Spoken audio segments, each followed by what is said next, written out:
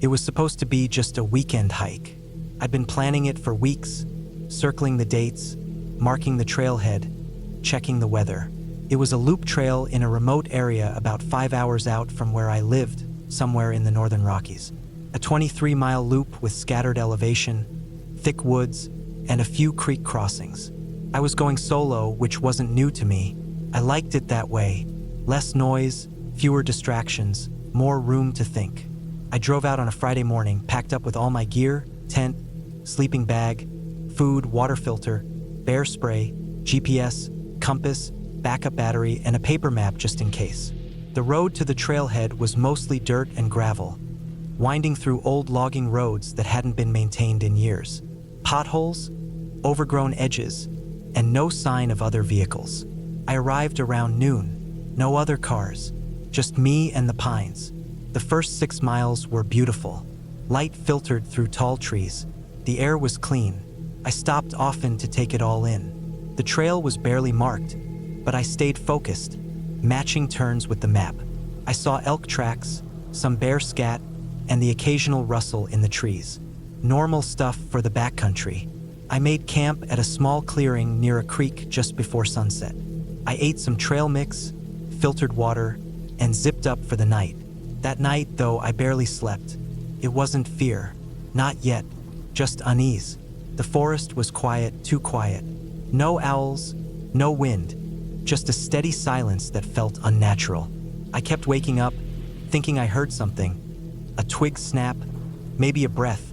But when I held still, it was gone. Just nerves, I figured. By morning I was tired, but ready to move. The second day was rougher. Steeper inclines, thicker brush, and the trail started to fade in places. I relied more on my compass and GPS. Around midday, I found what looked like an old hunter's campsite. Fire ring, some metal cans, even an old torn-up tarp. Everything looked decades old. Still, something about it felt wrong. It looked like someone had left in a hurry. Scorched gear, a snapped pole, boots half buried in leaves. I didn't stay long. I pushed on another 7 miles that day. By early evening, I'd found a small rise with decent visibility. It overlooked a dry creek bed and had solid tree cover. I set up camp again, ate a simple meal, and climbed into my tent. That night was worse. This time I knew I wasn't alone. It started with light steps. Not animal steps, these were slow, steady, and deliberate. I froze inside my sleeping bag. The steps circled my tent once, then twice. No breathing, no voices, just the steps. Then silence. I didn't dare unzip the flap. I laid awake until sunrise, gripped by dread. By morning, nothing looked touched. No tracks, no broken branches. But I knew what I heard. I packed quickly and moved out. My plan was to finish the loop, but I wasn't thinking clearly anymore. I just wanted out. I started taking shortcuts through brush, ignoring the trail. That was a mistake. By late afternoon, I was off course. My GPS still worked, but the terrain didn't match the map anymore. Thick trees blocked the view. Every direction looked the same. I tried doubling back, but the ground was steep and muddy. I slid a few times. At one point, I twisted my ankle but pushed on. I found an old logging path. It wasn't on my map, but it was wide and clear. I followed it for over an hour, hoping it would lead to a road. Instead, it ended at what looked like an abandoned shack. It was just a skeleton of a cabin, roof caved in, walls barely standing. I checked it anyway. Inside, there were broken chairs, rusted cans, and a rotted sleeping bag. But the thing that really got me, there was a line of rocks stacked on a table, each marked with black soot. 6 stacks, uneven like some kind of pattern. I didn't touch anything. I backed out and moved on. As night came again, I had no choice but to camp. I found a dry patch between trees and didn't bother with a fire. I didn't eat, just lay there with the bear spray in hand. At some point, I fell asleep from sheer exhaustion. I woke up to a sound I'll never forget. Breathing, heavy and close. I opened my eyes and saw a shape crouched just outside the tent. Just a silhouette. Not moving, just breathing. I didn't blink, didn't move. I just waited. After what felt like hours, It stood and walked into the trees. The first light, I bolted. I didn't pack anything. I just grabbed my compass and ran. I didn't stop for food, didn't stop for water. I moved downhill, figuring it'd eventually lead to a stream or a road. By noon, I found a creek and followed it. Miles later, I saw tire tracks in the mud. That was the best feeling of my life. I followed the tracks, and after another mile I hit a service road. No cars, just gravel and hope. I walked for hours. Eventually, I flagged down a ranger's truck just before sunset. He looked at me like I was half dead. I probably was. I never told him everything, just that I got lost, heard animals, and panicked. He gave me food and water and drove me back to my car, still parked at the trailhead, untouched. Since then, I haven't hiked alone again. I still think about those steps, that figure. I don't know who it was or what they wanted, but I know it wasn't my imagination. Something or someone was out there watching me every night. I still hike, but always with others now, and I never, ever go off trail again.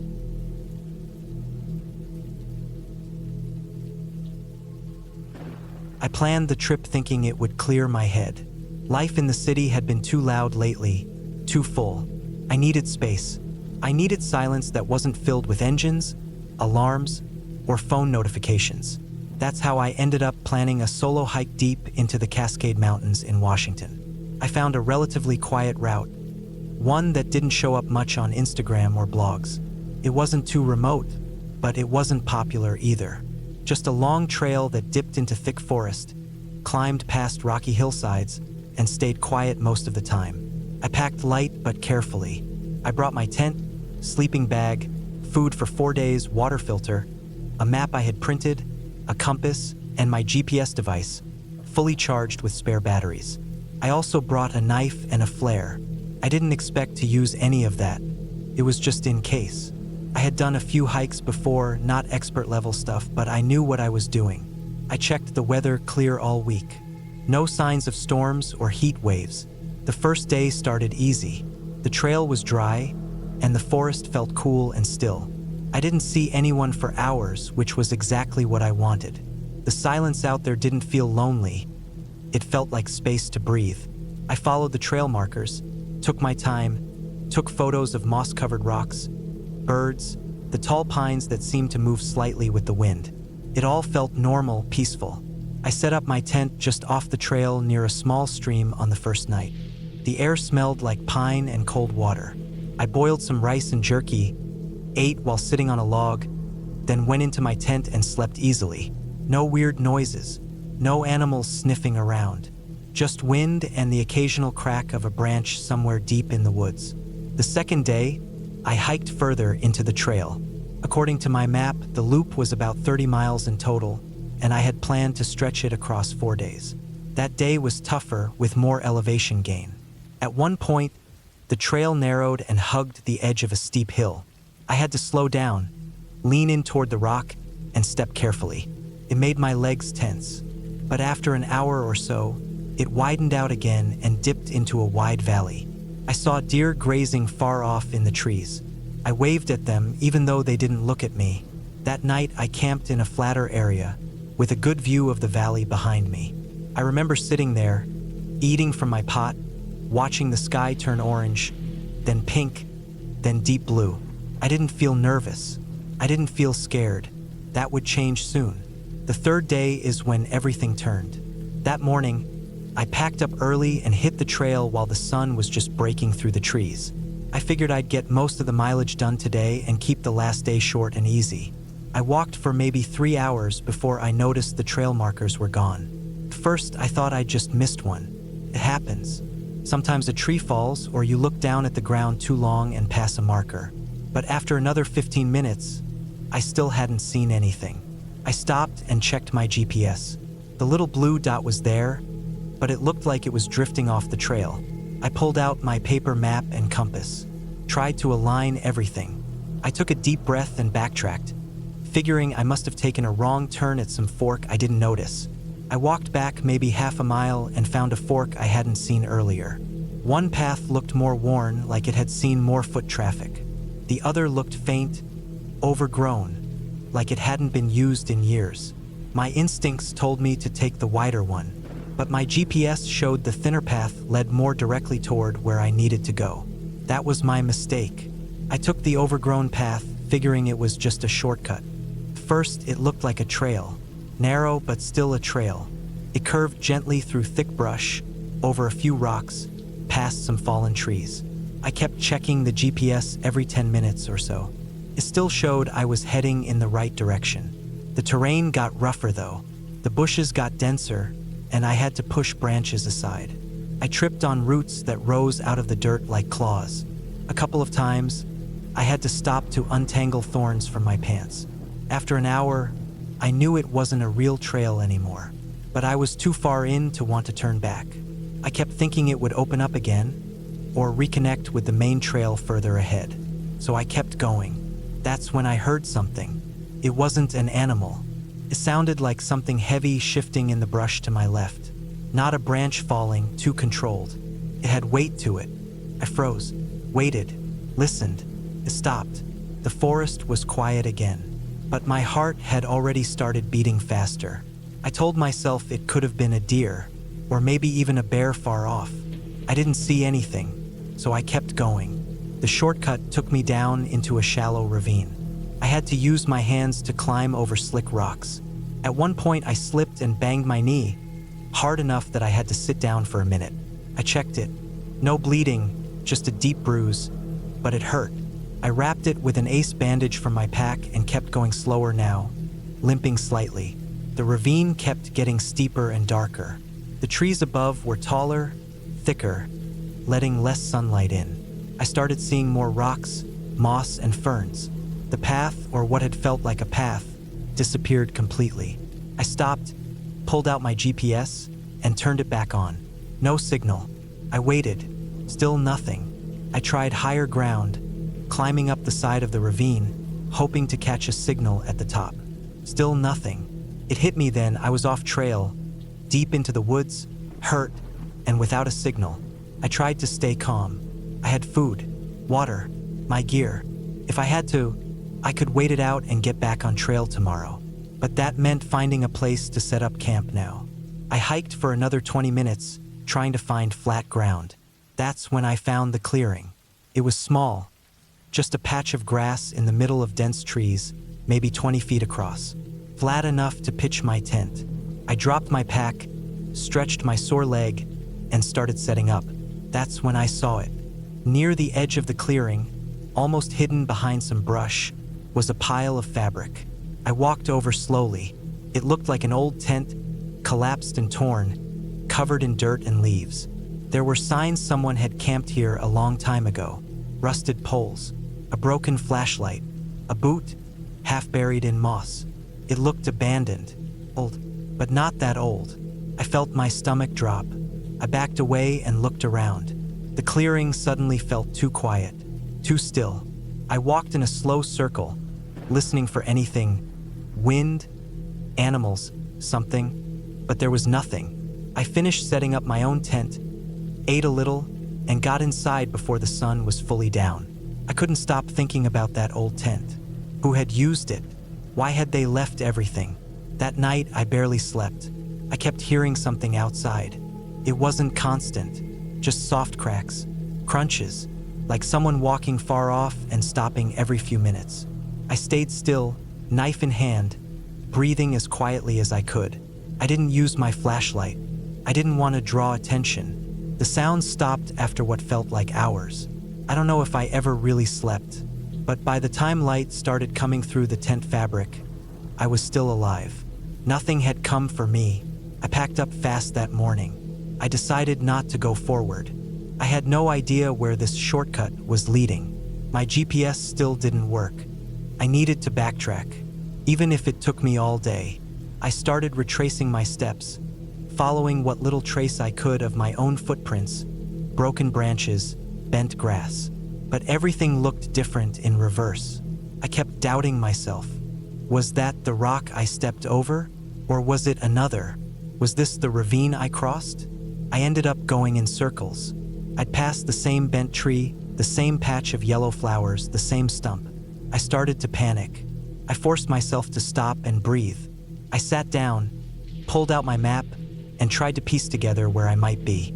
I knew north was roughly uphill, so I started climbing. Slowly, carefully. Hours passed. I found a dry creek bed. It sloped west, so I followed it, figuring it might lead to a stream or river eventually. I was moving slow. My knee was swollen now. Every step sent a dull throb up my leg. Then I saw the marks. Not animal prints, not boots. Human, barefoot. They were faint, but I saw them in the dirt by the creek bed. At least 5 or 6 of them. They looked fresh. Toes, heel, arch, someone had walked here. No shoes. I stared at them for a long time. My first thought was maybe someone else was out here. Lost, like me. But who hikes out here barefoot? There were thorns, rocks, bugs everywhere. It didn't make sense. Then I realized something worse. The prints weren't leading away. They were following mine. That's when I started running. I didn't care where I was going anymore. I just ran, limped, half hobbled. I pushed through branches, slid on rocks, fell twice, but I kept going. I didn't stop until the trees thinned out and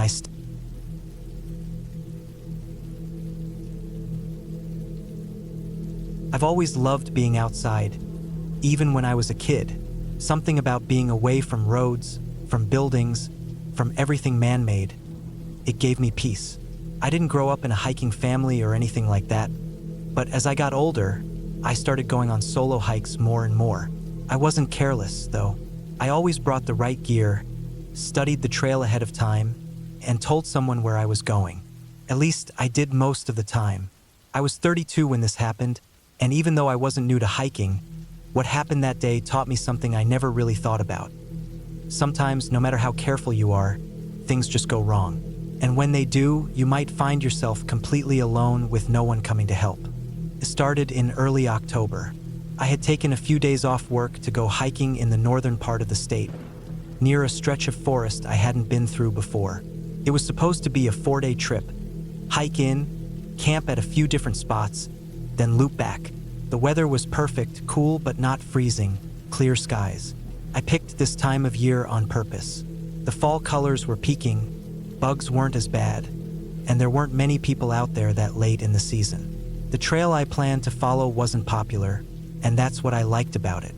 It cut through a mix of hardwood forest and some rocky ridges, and eventually connected to a fire road that would loop me back around. The first day went smooth. I parked at a small turnout where the forest road started, locked up the car, shouldered my pack, and started walking. It was quiet, just the way I liked it. The only sounds were leaves crunching under my boots, the occasional bird call, and the distant sound of a breeze working its way through the trees. The trail was overgrown in parts, but still easy to follow. I hiked maybe 8 or 9 miles that first day and made camp by a stream. I remember thinking how peaceful it was. I set up my tent, filtered water, made dinner, and fell asleep to the sound of water trickling over rocks. The second day started off just as smooth. I ate a protein bar, packed up camp, and kept moving. The trail wound uphill most of the day. My legs were burning by the time I reached the top of the ridge, but the view was worth it. From the edge, I could see for miles, just a rolling ocean of trees in red, orange, and gold. I didn't realize it then, but that would be the last peaceful moment of the trip. By mid-afternoon, clouds started to roll in, and the wind picked up. I wasn't too worried. The forecast had said there might be a light drizzle that night. I had rain gear. My tent was solid, but the clouds looked darker than I expected, and they were moving fast. I pressed on, trying to reach the next campsite I had marked on my map. It was supposed to be by a small lake, a good, flat spot with water access. But as I kept walking, the trail started to disappear. Literally. The leaves were so thick on the ground in some places that I couldn't tell where the trail was anymore. I had a GPS watch and a paper map, so I wasn't panicking, but it slowed me down a lot. Every few minutes I had to stop, double-check the direction, and backtrack when I realized I'd gone the wrong way. Eventually, I gave up trying to find the lake and just picked a flat piece of ground between some trees. I set up my tent quickly, just as the first drops of rain started to fall. I boiled water for my freeze-dried meal and ate under the shelter of the vestibule. By nightfall, the rain had picked up. It wasn't a storm exactly, but it was steady and cold. The sound of it hitting the nylon of the tent kept me up for a while. Then, just after midnight, I woke up shivering. Not from the cold, though. I was soaked.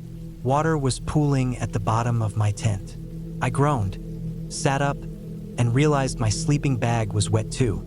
My dumbass had pitched the tent on a slight slope without realizing it, and runoff was flowing right under me.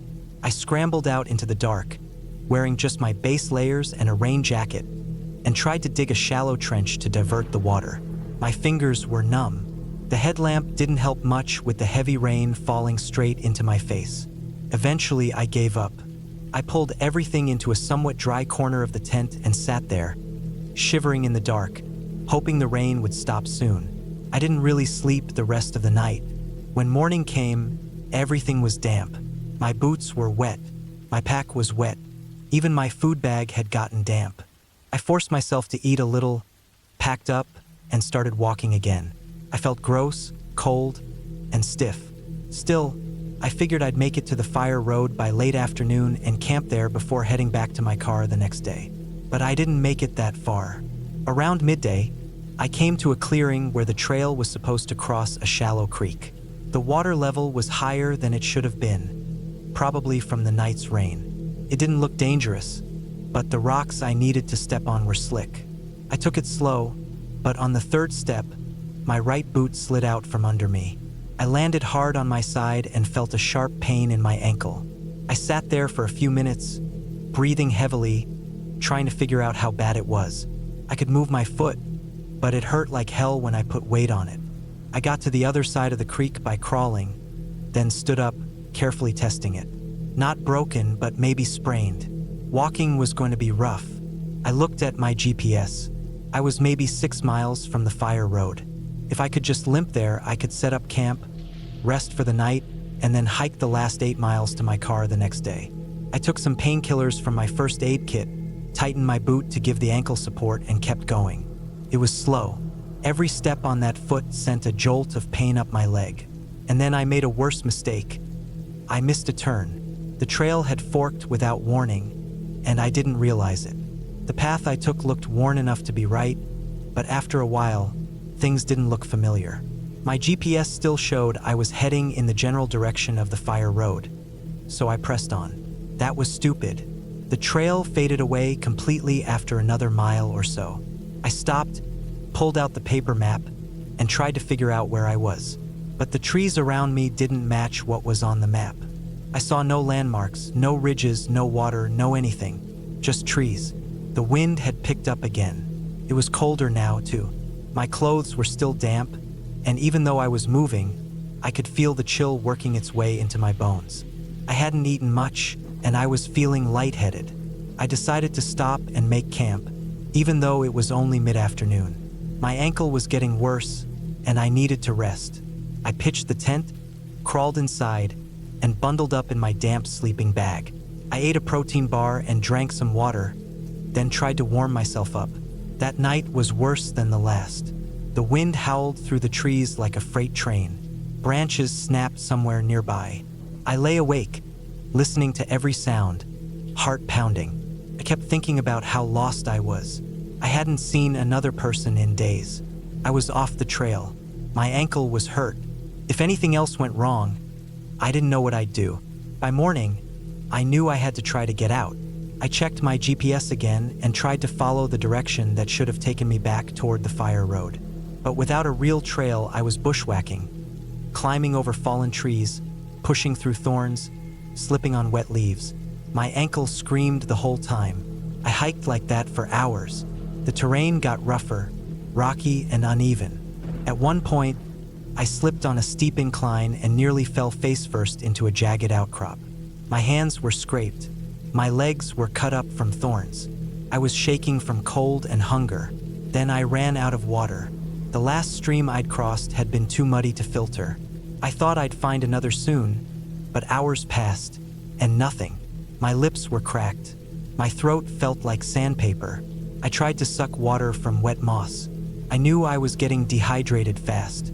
Sometime around late afternoon, I realized I was walking in circles. The terrain looked familiar, but not in a good way.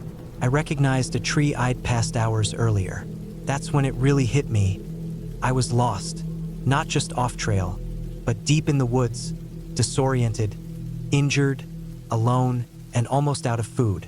I sat down on a rock, closed my eyes, and tried to breathe. Panic was crawling up the back of my neck.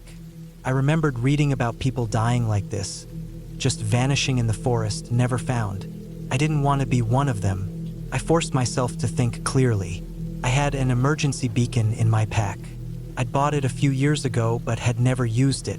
I pulled it out, flipped open the cover, and pressed the button. The light started blinking. I didn't know if it would work under the thick tree canopy.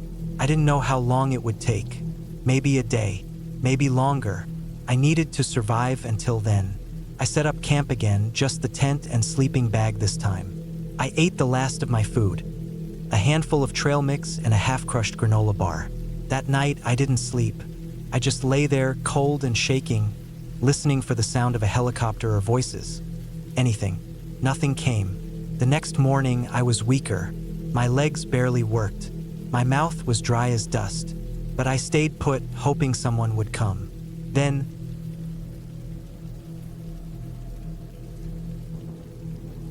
I had always loved the feeling of walking deep into the wilderness, far away from roads, people, and phone signals.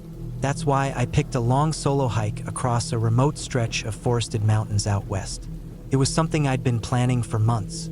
I'd mapped the route, packed carefully, and trained on smaller trails. The hike was supposed to take 5 days, and it followed a loop that started and ended at a ranger station by a gravel road that cut through the lower slopes of the range. I started early on a Monday morning in late September, just as the air was starting to get cold and the leaves had started turning golden. The weather was clear and crisp. I had a 65-liter pack with me, loaded with gear, tent, food for a week, water filter, sleeping bag, stove, spare clothes, rain gear, and a map printed in waterproof ink. I had also downloaded offline GPS maps on my phone, but I didn't want to rely on electronics. I liked doing things the old way. The first day was great. The trail started out wide and easy, climbing gently through thick pine woods with yellow patches of aspen scattered here and there. There were no people at all. I followed the ridgeline up and made camp near a small stream that night. I covered about 12 miles. I set up my tent, filtered water, cooked some rice and tuna, and lay in my bag listening to the wind in the trees. It felt peaceful and empty in a good way. The second day, the trail got narrower and steeper. I followed a rocky ridge for a while with views of valleys far below. I had to scramble over a few parts and cross a couple of dry creeks. I passed an old fire lookout that had fallen apart years ago. Just a few posts and rusty nails sticking out of the rocks now. I took a break there and kept moving. That night, I camped near a dry basin filled with boulders. I saw a black bear in the distance, but it didn't come near. I kept my food bag tied up in a tree far from my tent. Everything felt normal. It was on the third day that things started to go wrong. I woke up feeling off. Not sick, just uneasy. The sky had clouded over during the night, and everything looked gray and flat. I packed up quickly and started moving. The trail dropped into a narrow gulch where tall trees leaned inward, making it feel darker than it should have. It was colder down there too. After about 4 miles, the trail climbed out of the gulch onto another ridgeline, and that's where I made my first mistake. I was walking along a faint path when it split into two. One branch curved left toward a hill covered in tall grass. The other dipped slightly and vanished behind a clump of rocks. There were no signs, and neither path looked more official than the other. I checked the paper map. It didn't show a fork here. I pulled out my phone and opened the GPS app. The blue dot was still on the trail, but with the tree cover and clouds, the signal wasn't great. It looked like the left fork was right, but it was hard to tell. I picked the left one. It seemed fine at first. The path was a little overgrown but still visible. It wound through low bushes and pine trees and then dropped slightly into another gully. After an hour, it faded into nothing. I stopped. The trail was gone. I looked around for any sign of where it might pick up again. I walked back a bit. Nothing, just brush and trees and loose rocks. I sat down and took out the map again. If I was where I thought I was, I hadn't gone too far off. I should be able to angle north and rejoin the trail. I decided to cut cross-country. That was my second mistake. I climbed up out of the gully, moving slowly and trying to keep a straight line. The woods got denser. I used my compass to keep heading north, but the terrain was rough. Fallen trees, thick brush, and steep slopes that forced me to zigzag. It was hard to keep track of my direction. After a while, I realized I'd been walking for 2 hours and didn't recognize anything. I was no longer sure where I was on the map. The phone had no signal now, and the GPS app kept freezing. I stopped again, breathing hard, heart thudding. It hit me then I was lost. I wasn't panicked yet. I trained for this. I knew how to stay calm. I still had plenty of food and water, and I could backtrack once I figured out where I'd gone wrong.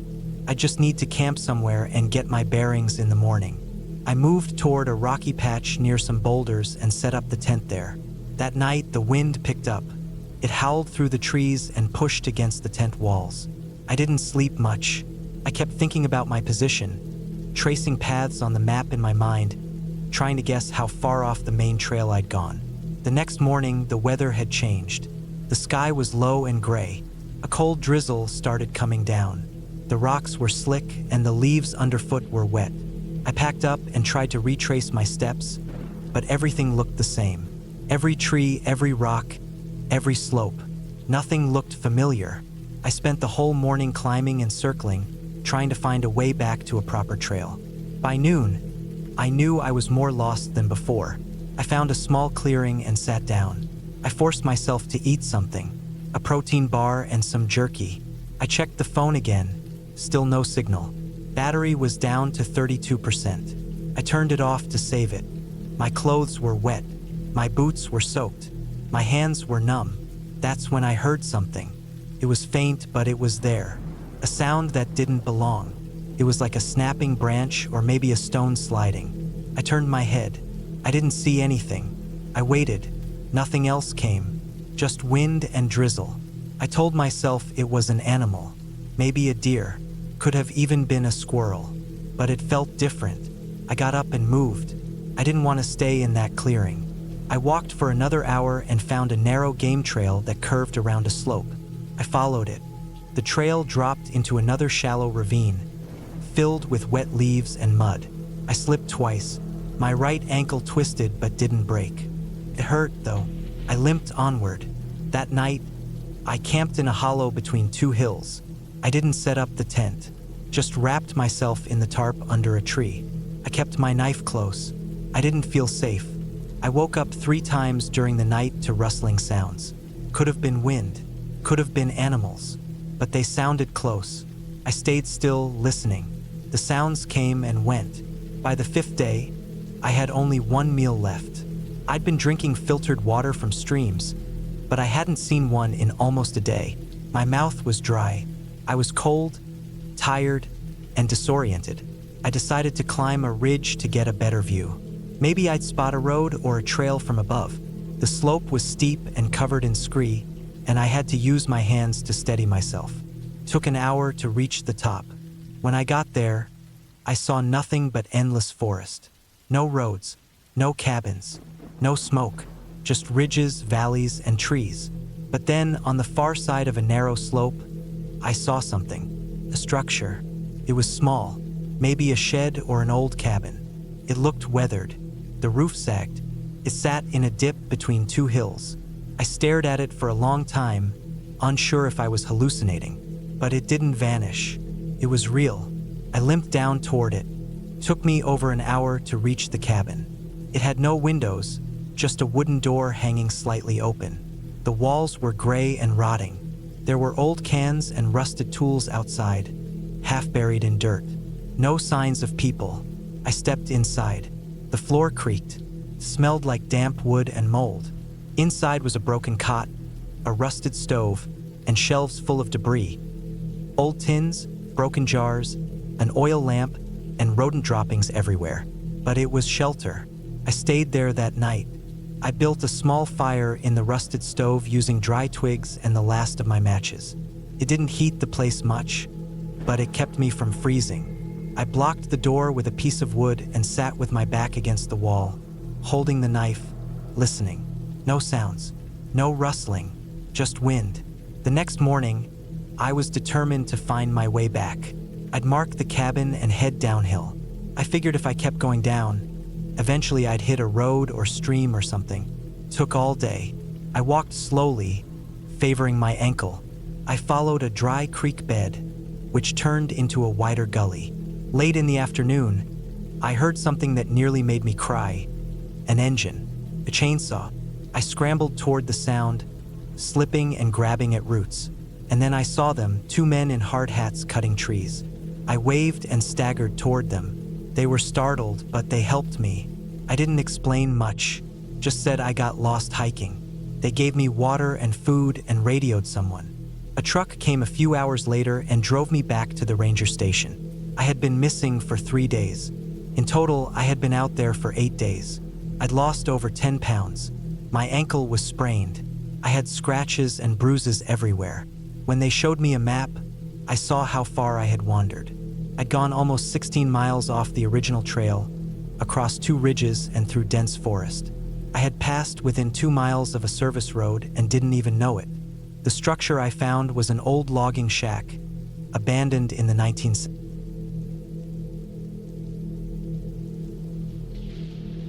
I had no real reason to go hiking that week.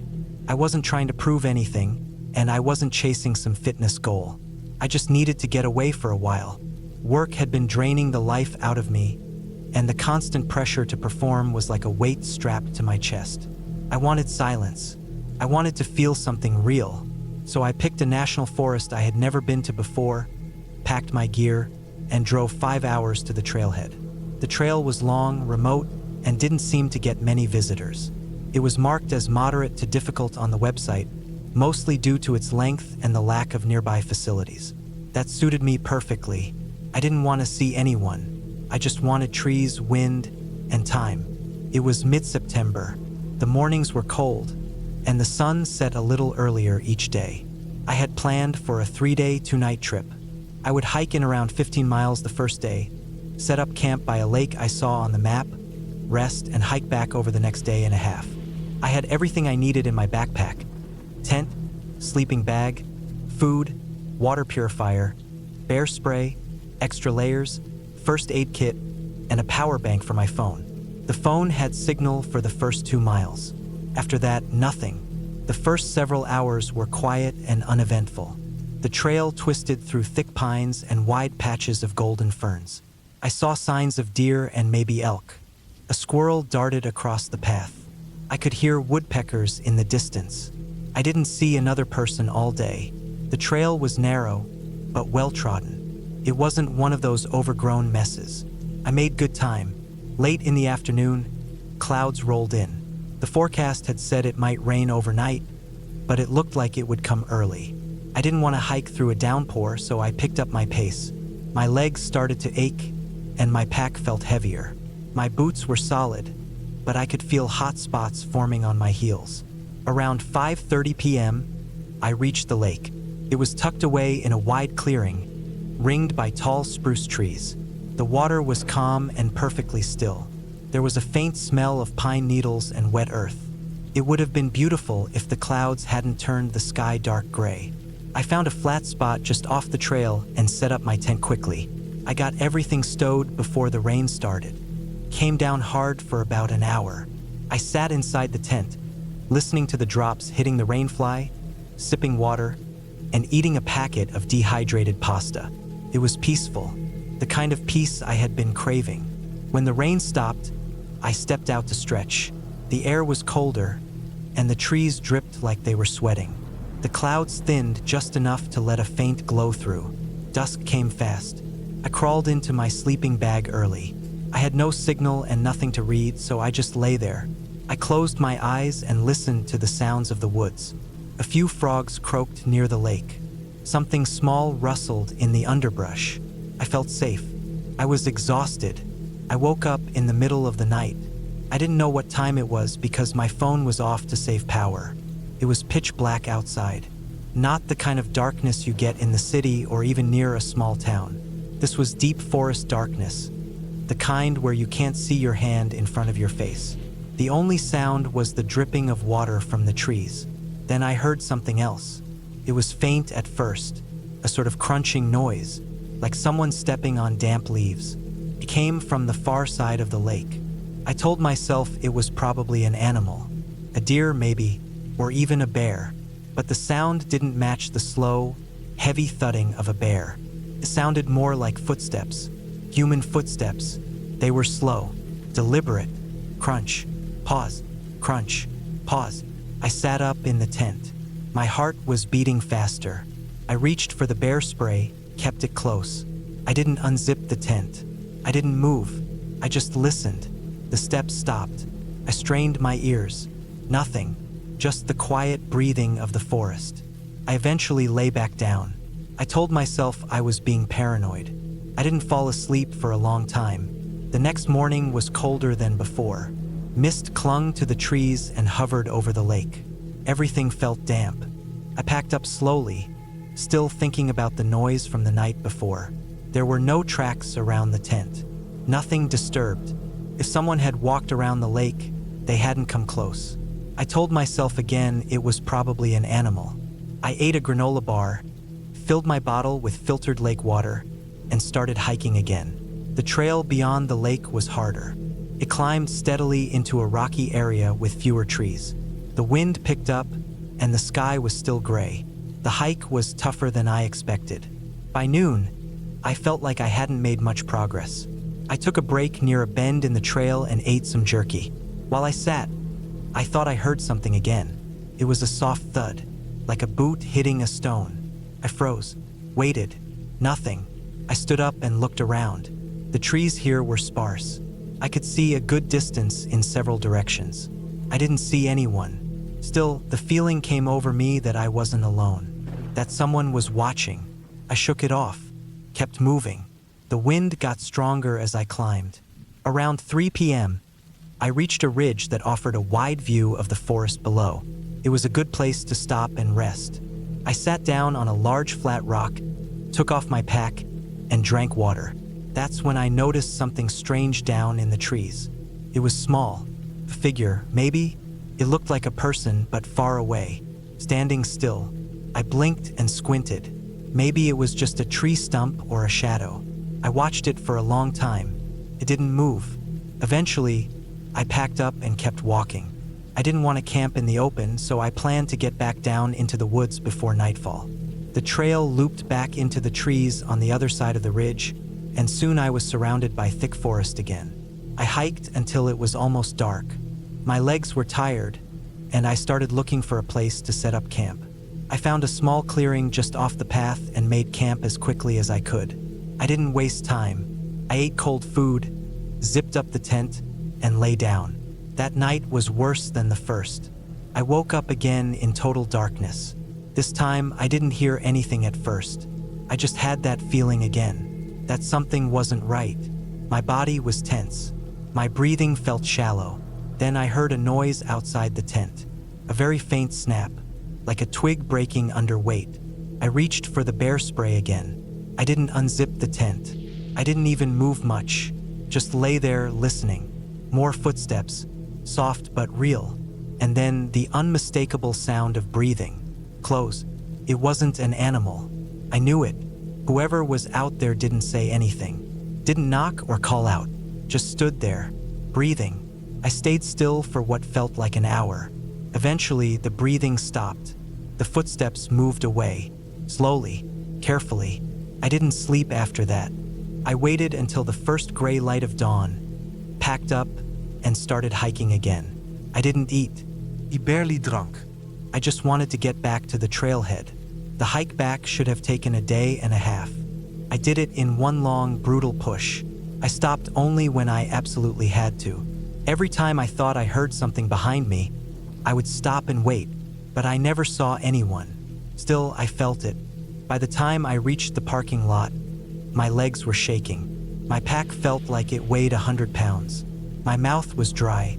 I threw the gear in the car and drove away without even changing clothes. I never reported anything. What would I say? That someone might have followed me through 30 miles of forest without making contact? Without leaving any sign? I still don't know who it was, or what they wanted.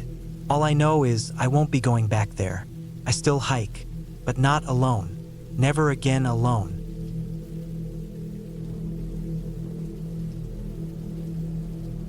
I decided to take a solo hiking trip in early October, just after the crowds of summer were gone and before the snow started to hit the higher elevations.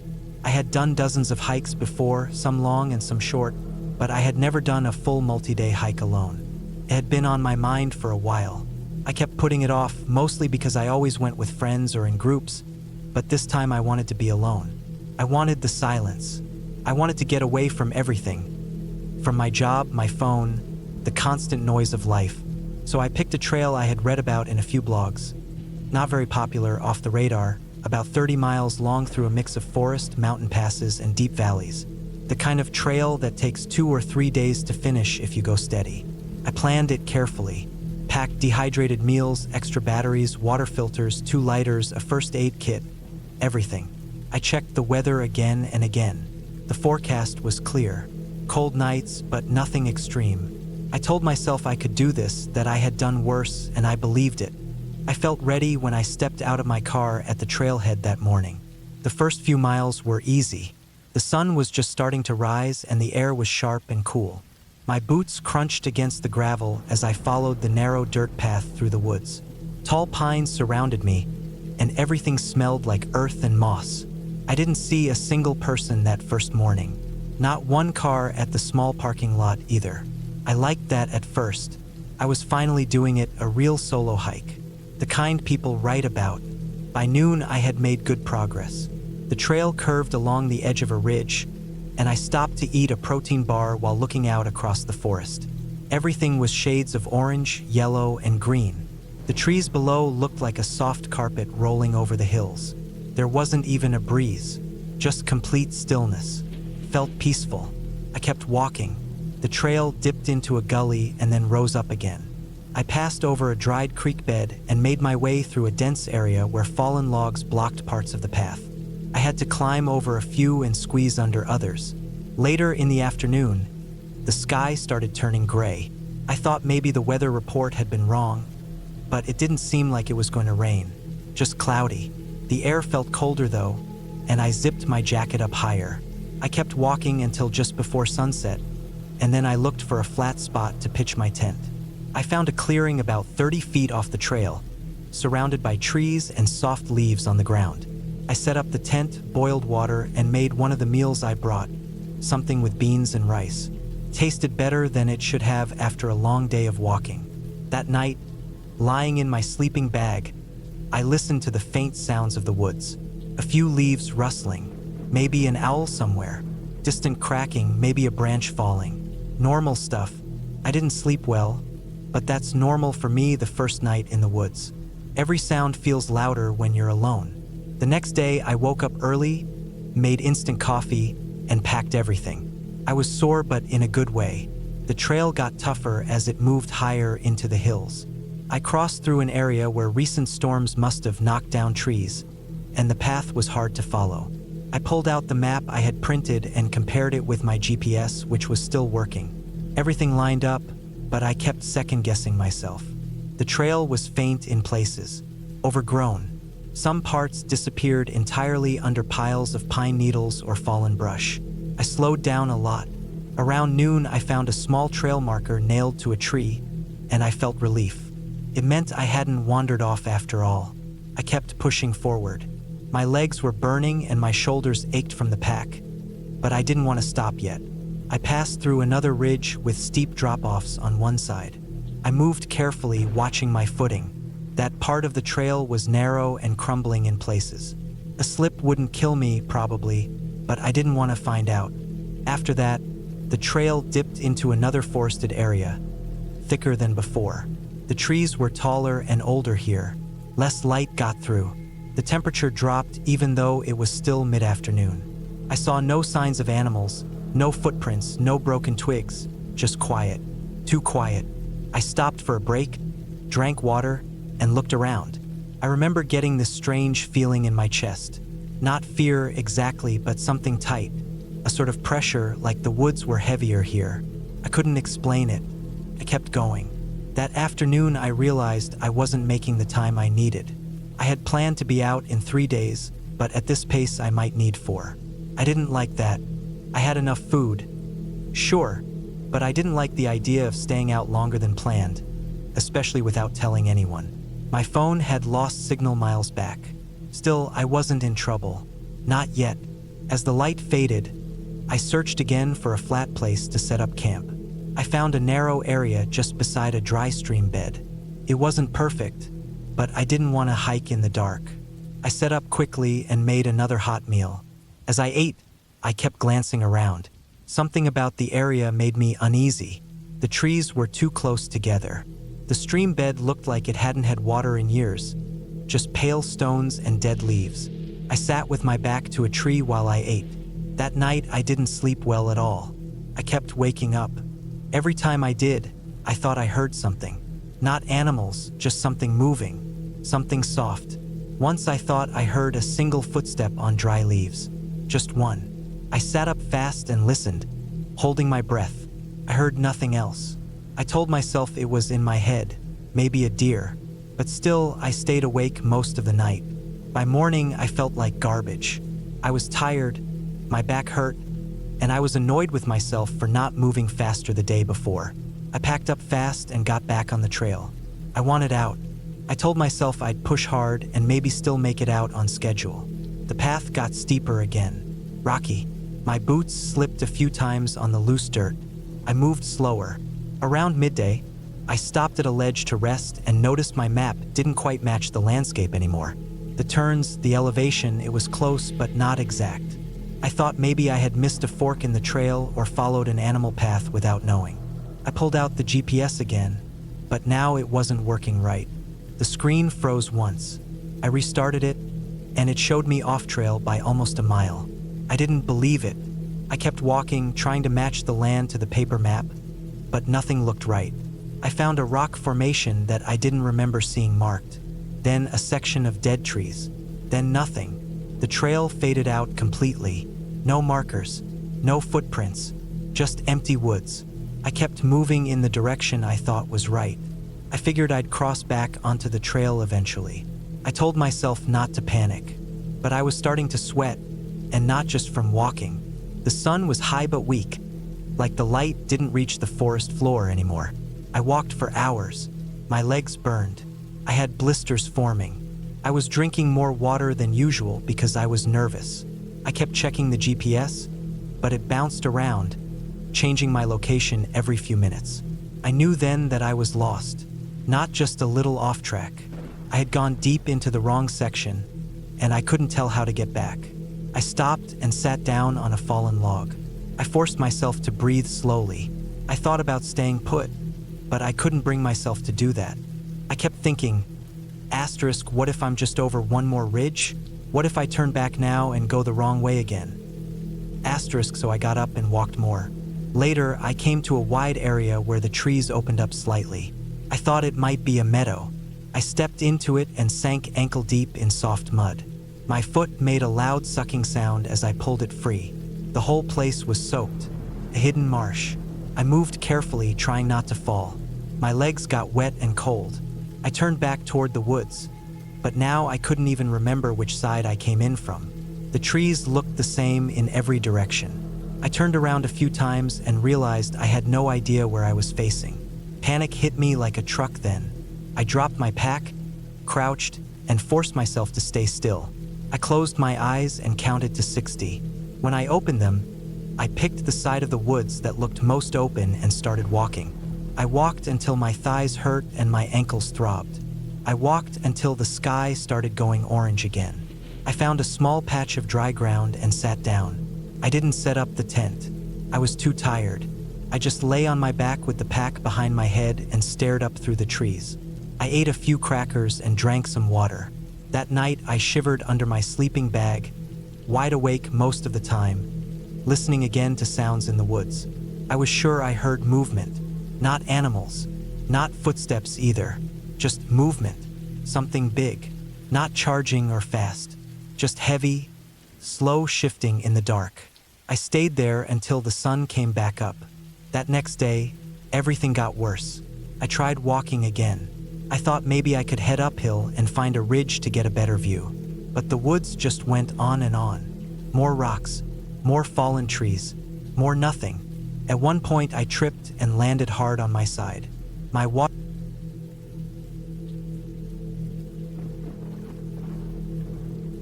It was the middle of July when I decided to go on a long solo hike in the North Cascades. I had been feeling cooped up for weeks, buried in work, and I needed to clear my head. I had some experience hiking, nothing extreme, but enough to feel confident. I picked out a moderately difficult trail called Copper Ridge. It was remote, beautiful, and long enough to challenge me. The plan was to hike in over 2 days, camp overnight near one of the backcountry sites, and then head back on the third day. I packed enough food, water purification tablets, extra layers, a lightweight tent, and a decent first aid kit. I double-checked my maps, the weather forecast, and my GPS. Everything seemed perfect.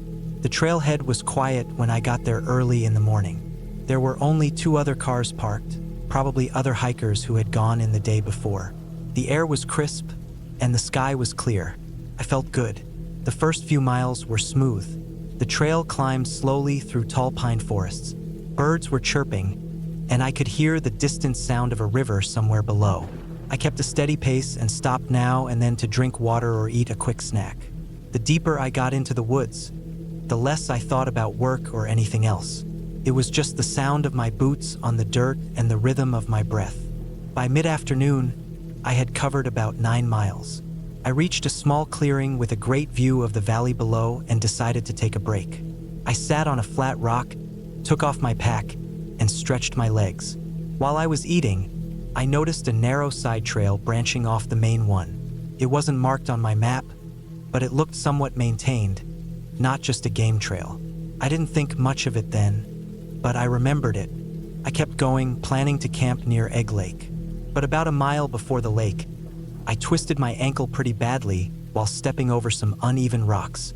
I went down hard and sat there for a minute trying to breathe through the pain. I could still move it, and there was no snapping sound, so I figured it wasn't broken, just a bad sprain.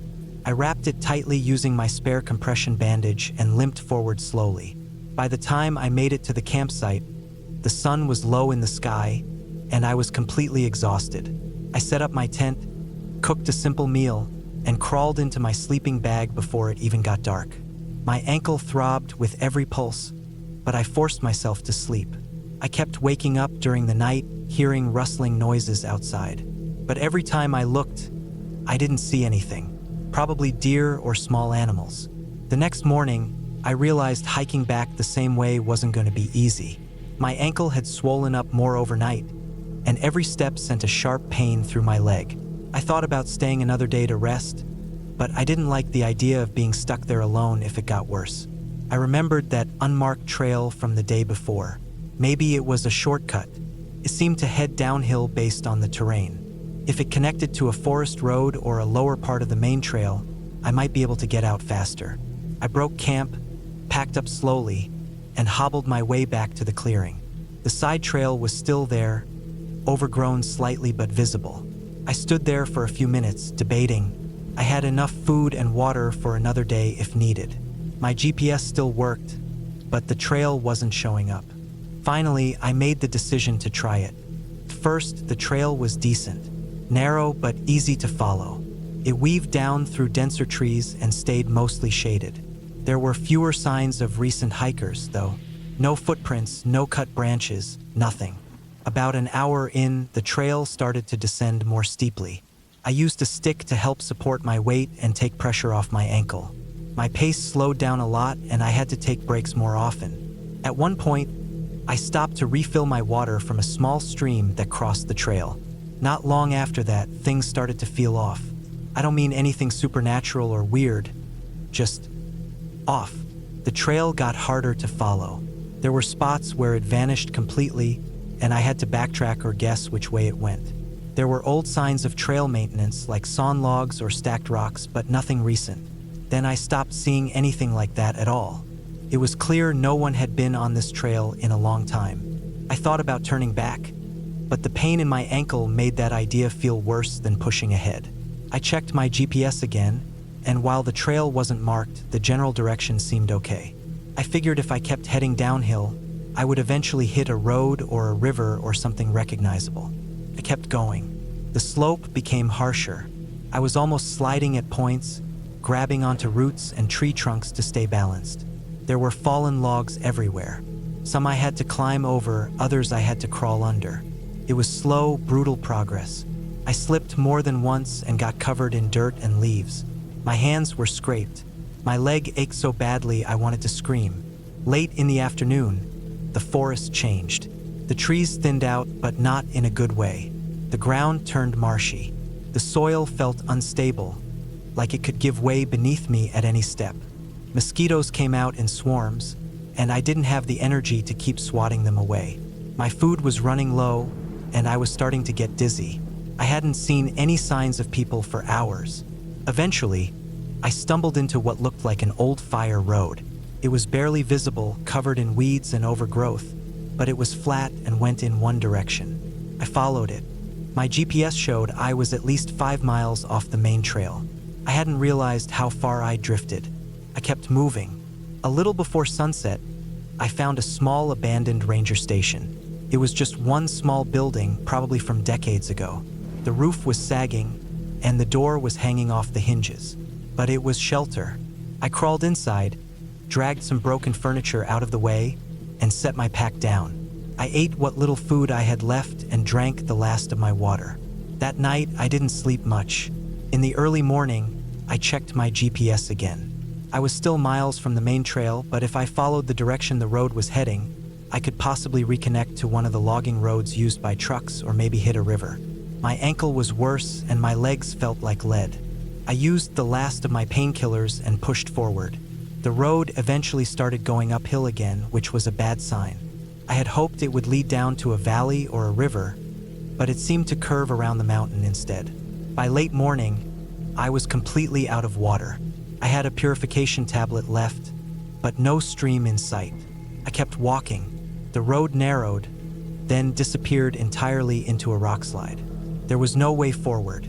I sat down, exhausted, trying to figure out what to do. I turned back and followed the road in the other direction, past the ranger station going downhill. It was rough, but better than climbing. Around mid-afternoon, I finally heard something that gave me hope. The sound of an engine. It was faint and far away, but real. I left the trail and climbed up a ridge to get a better look. Through the trees, I saw a road in the distance. Not a hiking trail, a real dirt road with tire tracks. I scrambled down, using my hands to steady myself. Took over an hour to reach it, and when I did, I nearly cried. I stood there for a while, listening. Finally, after another 30 minutes of walking along the road, I saw a truck parked near a small clearing. No one was around, but the truck looked like it belonged to Forest Service workers. I left a note under the wiper with my name, the date, and a request for help, then kept walking along the road. Another half hour later, I saw another vehicle coming. I stood in the middle of the road, waving both arms until it stopped. It was a hunter in a dusty pickup. He looked confused to see me but offered me a ride without hesitation. He had cold water and I drank the whole bottle in one go. He drove me all the way back to the main road and dropped me off at a ranger station. From there, I got help. The rangers told me that side trail wasn't official. It had once been used decades ago but was decommissioned due to landslides and poor maintenance. It wasn't on current maps for a reason. I was lucky I didn't get more badly hurt or lost for good. I ended up with a bad ankle sprain, dehydration, and a lot of bruises and cuts, but I made it back. I still hike, but I don't go alone anymore, and I stick to trails that are clearly marked. I learned the hard way that nature doesn't care how prepared you think you are. It doesn't care about your schedule or your confidence. It just is. And if you make one wrong choice, it can all fall apart. That old trail almost broke me, but I got out. That's what matters now.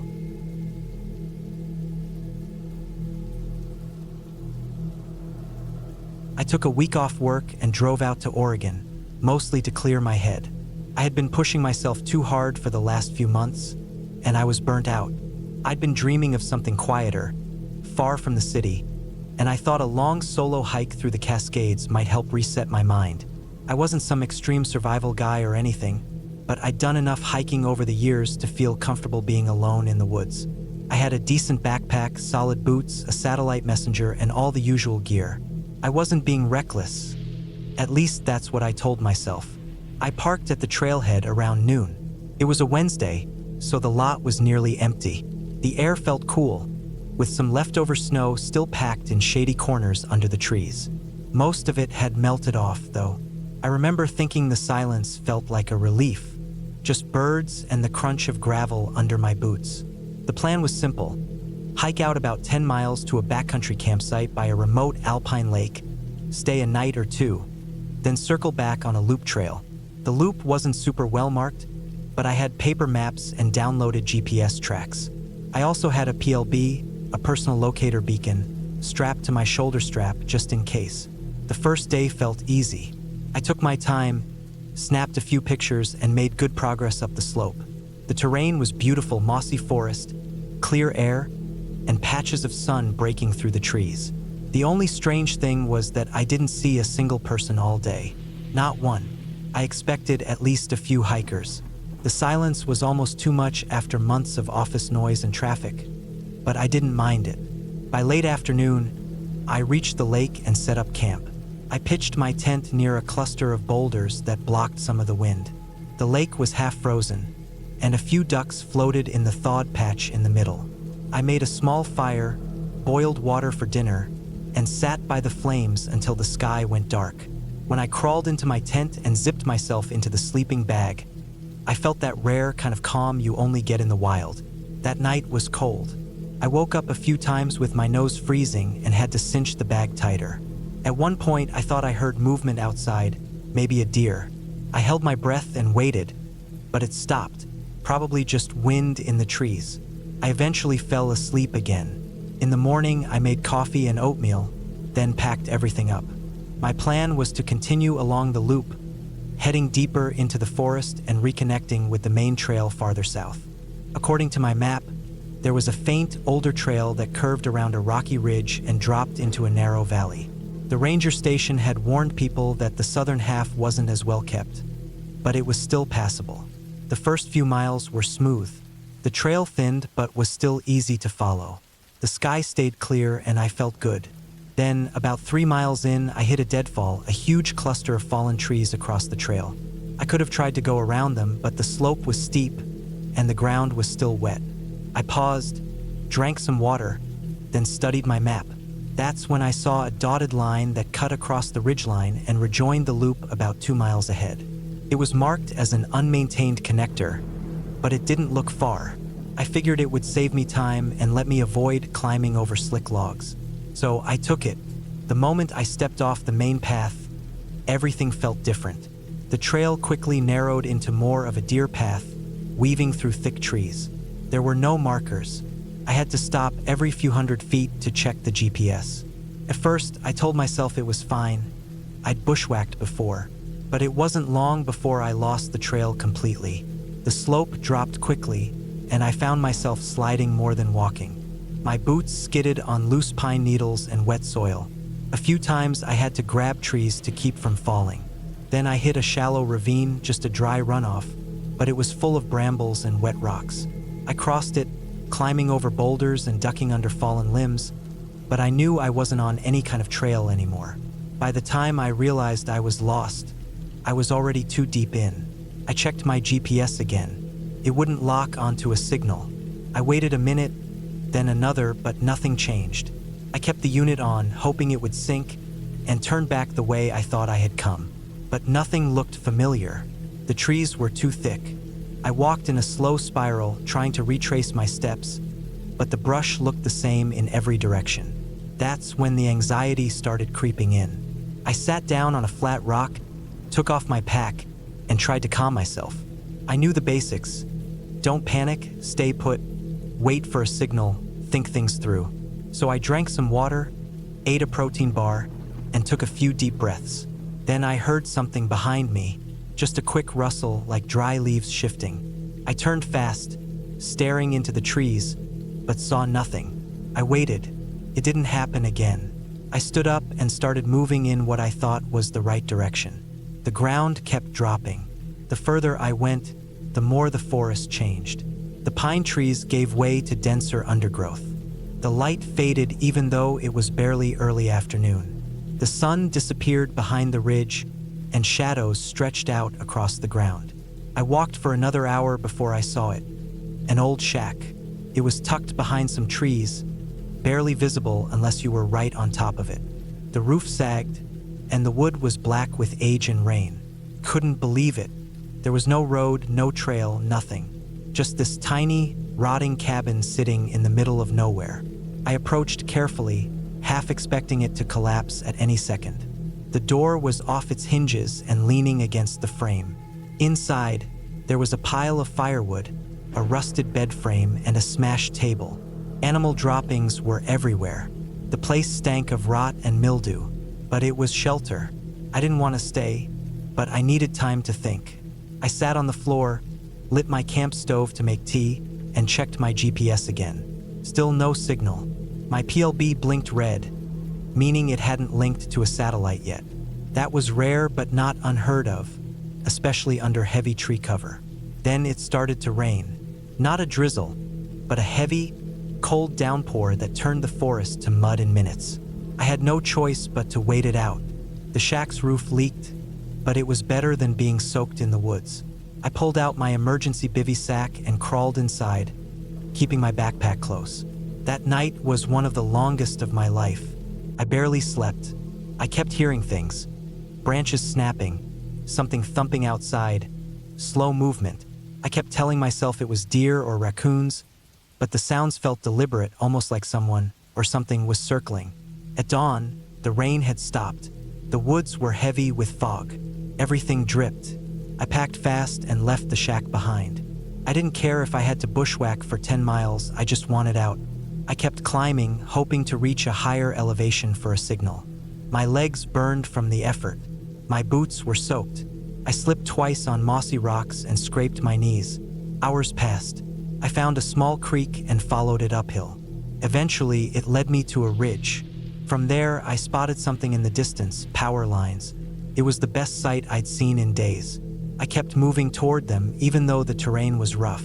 I fell once, landing hard on my hip, but I got back up. Around mid-afternoon, I reached an old utility road. It was overgrown but clear enough to follow. Finally, my GPS started blinking again. I stood still, waited for the satellite to sync, and finally saw my location on the map. I wasn't far from a fire service road. I marked the point and began the final stretch, limping and soaked, but moving forward. I reached the road just before dark. 2 hours later, I flagged down a ranger truck that was heading back toward the main station. The guy inside looked surprised when he saw me. I didn't care. I just climbed in and gave him a shaky thumbs up. Back at the ranger station, I learned that the area I had entered hadn't been part of the official loop in over 20 years. The connector trail I took had been closed for decades. The shack? Nobody had any record of it. Probably an old trapper cabin. The ranger said people sometimes stumble across those deep in the woods. Most of them had been forgotten. I was lucky. That's what they told me. And they were right. Looking back now, I still get this tight feeling in my chest when I remember those woods. The silence, the feeling of being watched, the cabin in the trees. There was nothing supernatural about it. Just isolation, confusion, and my own mistakes. I haven't gone hiking alone since then. Not because I'm afraid of the woods, but because I respect how easy it is to make a bad choice that turns a peaceful hike into a nightmare. Sometimes nature doesn't need to be haunted to be terrifying. It just has to remind you how small you really are.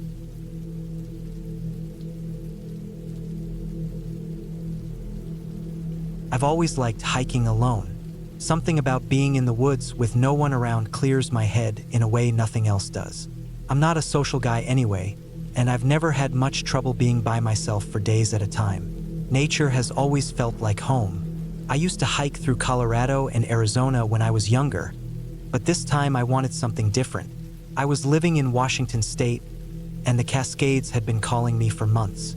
The area I picked was on the eastern side of the range, not too crowded and far less touristy than Mount Rainier or Olympic National Park. It was somewhere between CLE Elam and Wenatchee. I planned a 4-day hike through a loop trail that went around an old, mostly forgotten ridgeline. I marked it on a topo map I'd printed and packed a compass, a reliable satellite GPS, 2 power banks, and a laminated backup of the route. I had enough food for 6 days just in case things went off schedule. I packed light but smart freeze-dried meals, peanut butter, trail mix, jerky, a water filter, iodine tabs as a backup, and 2 liters of water to start with. I left my car at a small gravel turnout off a Forest Service road. There was no formal trailhead sign, just a faded wooden post that marked the name of the forest boundary. The sky was mostly clear, with some low clouds clinging to the treetops. It was quiet, no distant cars, no people, just forest. The first day went great. I covered about 10 miles, mostly through dense pine forest with some steep rocky climbs. There were places where the trail was narrow and sloped down into steep drop-offs. You had to be careful with footing, but nothing too crazy. I saw a few elk in the distance, and I passed an old, rusted-out snowmobile that looked like it had been there for decades. That night, I made camp in a clearing near a creek. I cooked, cleaned my utensils, hung the food bag, and turned in. The air was cold but not freezing. I remember lying in my tent and thinking how peaceful it was. That kind of silence is hard to find in the city. On the second day, things started to change. The trail became rougher, narrower, and harder to follow. There were areas where I had to use fallen logs to cross small ravines. Some of the switchbacks were washed out from past rains. I had to bushwhack a little, but I still had my bearings and my GPS confirmed I was on track. Around mid-afternoon, I reached an area that was supposed to have an old fire watchtower. I was excited to see it. I'd read that it was abandoned in the 1970s and barely standing. I thought it would be cool to photograph. When I got there, though, it was gone. There was just a pile of charred wood and collapsed beams. Looked like someone had burned it down, or maybe it had collapsed and burned after a lightning strike. There were no signs of recent activity, just ashes and scorched earth. The trees around it were untouched, though. That didn't sit right with me. Fires don't usually behave like that, but I brushed it off. Sometimes structures burn long after being abandoned. From there, the trail split in 2 directions. My map didn't show that. One path went downhill sharply and looked muddy. The other was level and continued along the ridge. The GPS was getting confused. Maybe the terrain or satellite coverage wasn't good in the area. I waited 5 minutes, and the signal locked again. Pointed me downhill. I hesitated. The slope looked slippery, with loose soil and exposed roots. But I trusted the GPS. That was my first mistake. I started down the hill slowly, using a stick to balance and testing the ground before every step. About 20 minutes into the descent, my right boot slipped on a patch of wet clay. I went down hard and slid nearly 10 feet before I caught a root. My pack slammed into my back, and my shoulder hit a rock. I didn't break anything, but my right elbow and thigh were bruised bad. My pants tore, and I could feel blood from a scrape on my leg. I sat there for a few minutes, breathing heavy. I wasn't panicked yet, but the pain was sharp and persistent. I took out my first aid kit, cleaned the wound, and wrapped it. It wasn't life-threatening, but it slowed me down a lot. I continued downhill until the path basically vanished. It just disappeared into thick brush and fallen trees. I tried checking the GPS again, but now it had no signal. The compass still worked, so I checked my backup map. I was off trail, probably by half a mile, but it looked like if I kept going east, I could reconnect with the main loop. It took hours to cover less than a mile. The terrain was rough and uneven. Thorny plants tore at my legs, and the slope kept dropping. Eventually, I reached the bottom of a small ravine. There was water running through it, shallow but fast-moving. I followed it, thinking it would lead me toward a flatter area where I could camp and reorient. Then I saw the first sign that something was really wrong. A rusted-out pickup truck sat halfway buried in mud on the other side of the ravine. No road, no trail, just an old truck sitting in the forest like it had been swallowed by time. I crossed over to look. The driver's door was hanging open. The inside was mostly stripped, but the seat springs were still visible, and there were bits of glass on the floor. A squirrel skeleton lay on the dashboard. No plates, just a VIN number scratched into the frame. The frame itself was half-eaten by rust. I took a photo and marked the location on my paper map. After a while, I found a flat spot to camp.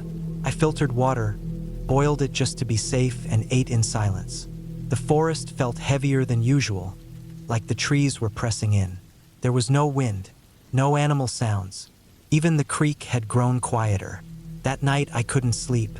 Every time I closed my eyes, I thought I heard something walking nearby. Not fast or loud, just soft movements, like someone stepping slowly on pine needles. I stayed awake until morning, clutching my knife and bear spray. Nothing happened, but I didn't feel safe anymore. On day 3, I decided to try and cut north and reconnect with the trail. I knew the area from the map. There was supposed to be a meadow at a higher elevation, and beyond that, a ridge that would loop me back toward the gravel road where I started. The climb was rough. My leg hurt, and my bruised elbow made it hard to use my trekking poles. The forest got denser, and I started to feel lost again. Then I found something I still can't explain. It was a campsite, but not normal. A makeshift tarp shelter made from an old orange plastic sheet, tied between trees with rotting rope. Under it, a pile of junk. Broken coolers, a rusted lantern, dozens of empty food cans, some animal bones, and what looked like part of a boot. A really old boot. The fire pit had a ring of stones around it, but no fresh ash. Looked like it hadn't been used in years, but it wasn't overgrown either. The ground was clear, like someone had been there not long ago. Maybe within a year. I didn't touch anything. I just walked around the edge of the camp, scanned it, and left fast. That afternoon it started to rain. Not heavy, but enough to soak everything slowly. My rain gear held up, but the temperature dropped and the wind picked up. I knew if I didn't find shelter soon, I'd risk hypothermia overnight. I kept climbing toward the ridge. By sunset, I reached a slope of loose rocks, what looked like the remains of an old landslide. Trees were growing through parts of it, but it was exposed and steep. My boots slipped often. I moved carefully, choosing each step. Then it happened. A large rock shifted beneath me and gave way. I fell backward, slid down several feet, and hit my lower back hard against another rock. Pain shot through me.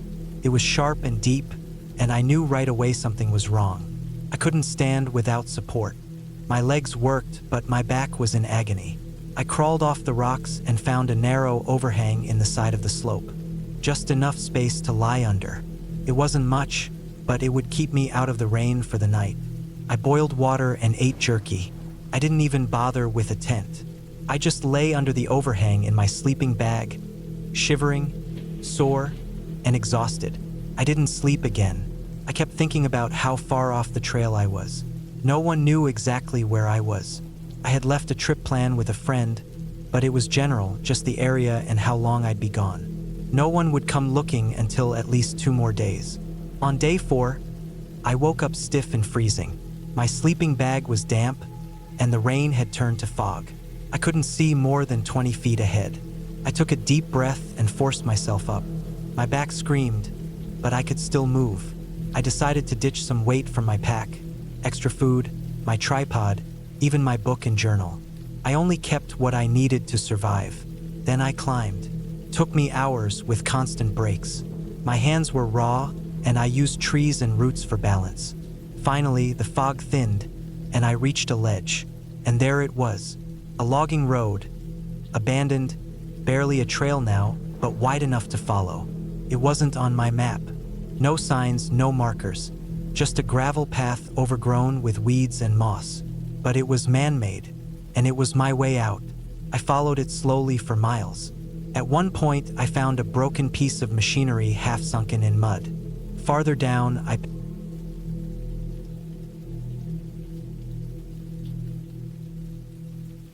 I've always been the kind of person who liked doing things alone. Not because I don't like people, I do. But there's something about being alone in nature that makes me feel clearer. like my thoughts finally stopped bouncing around in my head. I hiked to find silence, to feel the air, to move my body without thinking about work, phones, or the rest of the world. I didn't grow up doing it. I picked it up in my 30s. A coworker told me to try it out when I was going through a rough patch in my life, and it stuck. So that August, I planned a solo hike in a remote part of Washington. I had 4 days off from work and wanted to spend at least 3 of them in the woods. I chose a trail in the Pasayten Wilderness, up near the Canadian border. It was one of those places where the forest gets so deep and wide that it swallows all sound except your own breath and footsteps. There weren't many people out there, and that was the point. I drove out early in the morning and parked my car at the trailhead. It was just a dirt pull-off from a long, winding road that barely had any signs. The trail wasn't exactly famous, and I liked that. I had found it through a small hiking forum online. Some guy had posted pictures of a lake about 10 miles in, said he camped there and didn't see another soul for 2 days. That sounded perfect to me. The first few miles were smooth. I had my big pack on, tent, sleeping bag, bear canister, food, all the usual stuff. My water bottles were full, and I had a filter in case I ran out. I wore my usual boots, and they were broken in enough that I didn't worry about blisters. The weather was perfect too, cool in the morning but sunny, not too hot. The trail was narrow and a bit overgrown, but it was marked with faded blue diamonds on the trees, so I could follow it without a problem. About 6 miles in, I started to notice something. The trail was becoming harder to follow. The trees were thicker, and the undergrowth had really started to creep in. Ferns, berry bushes, and low-hanging branches forced me to duck and step around more than I wanted to. I checked the GPS on my phone, and it still showed I was on track. But then I noticed the signal had dropped to nothing. No bars. I was completely offline. That was expected, honestly. I had downloaded the map offline anyway. I pushed ahead, thinking about that lake. I wanted to make it there by late afternoon so I could set up camp while it was still light. The sun moves quick in the forest, and even when it's still high in the sky, it gets dim fast under all the trees. Around mile 8, the trail just disappeared. I didn't notice it at first because I was weaving around fallen trees and bushes. But after about 15 minutes of what felt like guesswork, I realized I hadn't seen a trail marker in a while. I stopped and turned around, tried to retrace my steps. Everything looked the same. Trees, moss, dirt, no path. I checked the GPS again. Still no signal, but the offline map gave me a general idea. I was still heading in the right direction. That was enough for me to keep going. Another mile or so of rough hiking later, I reached what I assumed was the lake, but it was more of a pond. A wide one, shallow, with thick reeds around the edge and mosquitoes buzzing in clouds. Not what I expected. I didn't know if this was the same spot from the forum post or not. Either way, I didn't want to turn back. The daylight was starting to fade, and I needed a place to set up camp. I found a small clearing about 50 yards from the water, flat enough for my tent. I went through the motions. Tent up, sleeping bag unrolled, bear can stashed away from camp. I boiled water for my dehydrated meal and sat on a log to eat it. As I sat there chewing, I noticed how quiet it was. I mean, really quiet. No wind, no birds, just mosquitoes and the occasional buzzing fly. I told myself it was fine. Deep woods are like that sometimes. I tried to sleep, but it didn't come easy. The ground was uneven and hard, even with the sleeping pad. The bugs kept buzzing against the mesh of the tent, and every little sound outside felt amplified. Twigs snapping, leaves rustling, something far off splashing in the water. I wasn't scared, just uneasy. I kept checking my watch, and it felt like the hours were crawling. At some point after midnight, I finally fell asleep. I woke up the next morning with my back aching. I stepped out of the tent and stretched. My boots were wet with dew, and the air felt colder than it had the day before. I boiled more water, had coffee and oatmeal, and packed everything back up. I didn't want to stay another night there. The place didn't feel right. I checked my GPS again, still no signal. I looked at the offline map. If I kept heading west, I'd intersect with another trail that looped back around to the parking area. It would be a longer way back, but at least I wouldn't have to try to backtrack through the spot where I lost the trail. So I started walking west. There was no clear trail, but I followed the compass and tried to stay in a straight line. It was slow going. I was climbing over logs, ducking under branches, slipping on mossy rocks. The forest was dense, and every step felt like work. A couple of times I thought I saw something that looked like a trail, but then it faded again. Just animal paths, maybe. I kept walking. That's when I found the shoe. It was lying near the base of a tree, half buried in moss. A hiking boot, old, muddy. One of the laces was snapped. I stopped and stared at it for a while. I didn't touch it, just stood there thinking. Maybe someone lost it a long time ago, or maybe they left it on purpose. I didn't know. I took a few steps away from it and then kept moving. I found more after that.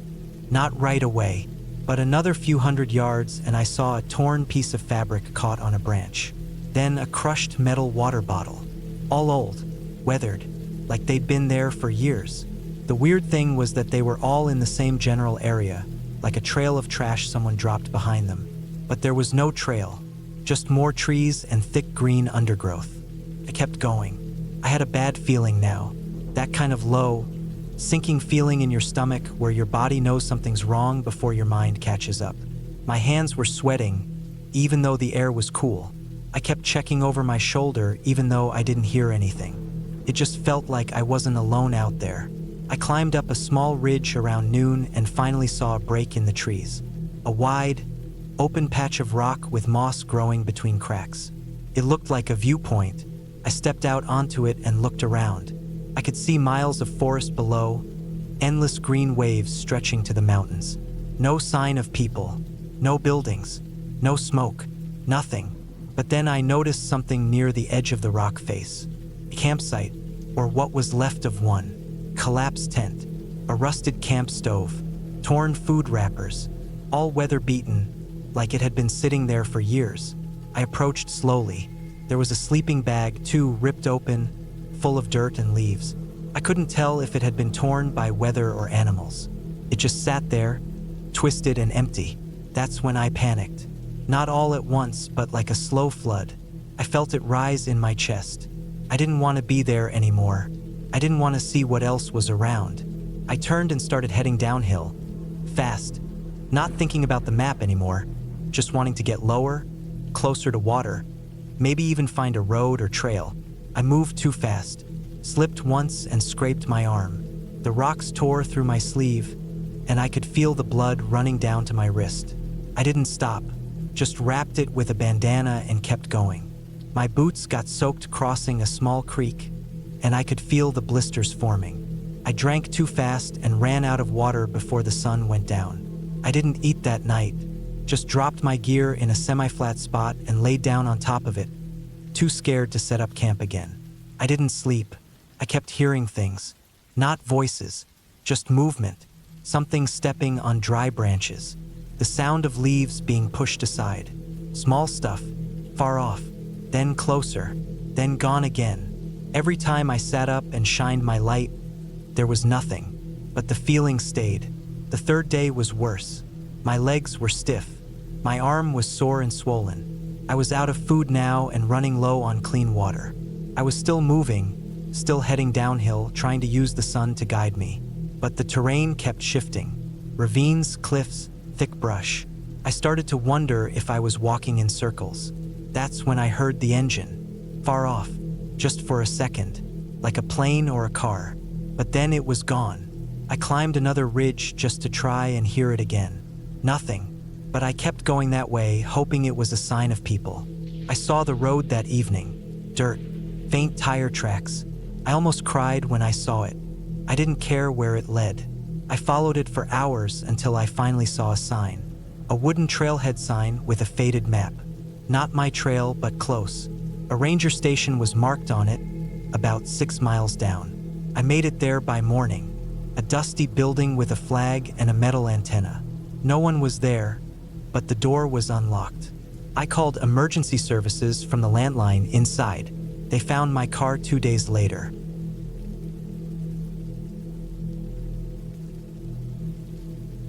I had no reason to rush that day.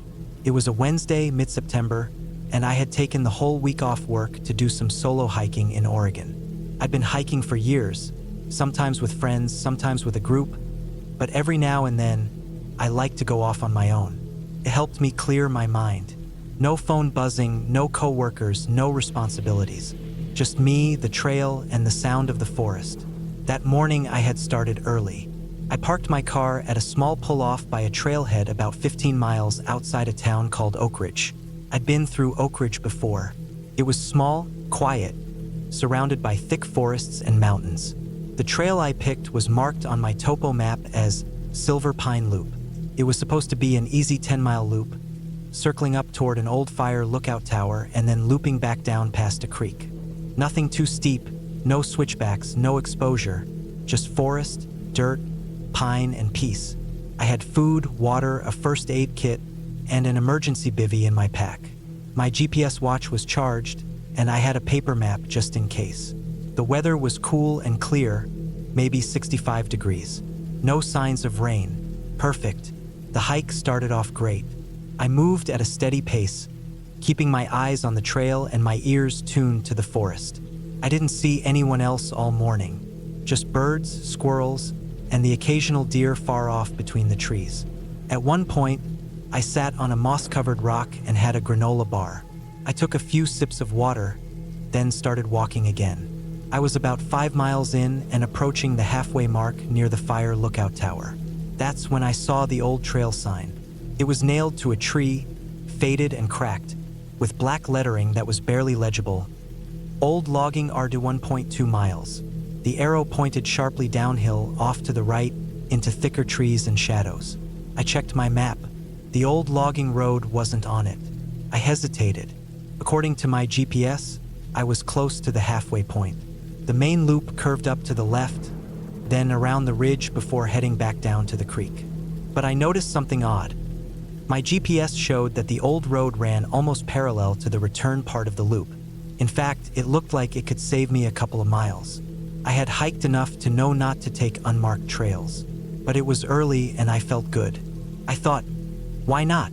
Worst case, I'd turn around if it got too rough. So I stepped off the main trail and followed the old sign. At first, the logging road was easy to walk. The dirt was packed, though narrow, and small ferns grew along the sides. I could see tire ruts from long ago, probably decades old. The sun filtered through the canopy in patches. It was quiet, almost too quiet. The kind of quiet where you start hearing your own footsteps louder than everything else. After about 10 minutes, the trail started to narrow. Brambles tugged at my pants. Tree branches hung lower. The ground became soft and damp. I checked my GPS again. I was still parallel to the main loop. So far, so good. But then I saw something that made me stop. There was an old piece of logging equipment off to the left. It looked like a rusted loader or maybe an old cable yarder, completely covered in moss and half swallowed by the woods. Its giant wheels were sunken deep into the forest floor. Trees had grown around it. Nature had been reclaiming it for a long time. That's when I realized just how long it had probably been since anyone used this road. I kept going, stepping over fallen logs and ducking under limbs. The trail was barely visible now, just a dent in the ground where the road used to be. My boots squished in patches of mud. There was still no cell service, but I didn't expect any this far in. Then, about 30 minutes in, the trail dipped steeply. It wasn't on my GPS map. It looked like a landslide or erosion had changed the terrain. The ground sloped down into a ravine, steep, muddy, and tangled with roots. I figured I could go around, but the sides were thick with bramble and thorns. I stood at the edge, thinking it over. I should have turned back, but I didn't. I slowly picked my way down the slope, grabbing branches and trunks to keep my balance. My boots slid a couple of times, sending clumps of dirt rolling down. At one point, I slipped and landed on my hip, hard. I sat there for a minute, checking myself, just bruised. I stood back up, dusted off, and kept going. The bottom of the ravine was wet and dark. It smelled like rotting leaves and standing water.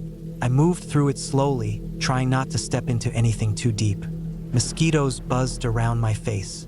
Something rustled nearby, probably a raccoon or possum, but I didn't see it. When I climbed out of the ravine on the other side, I was exhausted. I sat on a fallen log to catch my breath. That's when I noticed the silence again. No birds, no wind, just the sound of my breathing and the faint buzz of insects. I got up and pushed forward, but now the trail was almost gone. I checked my GPS. I had gone off course.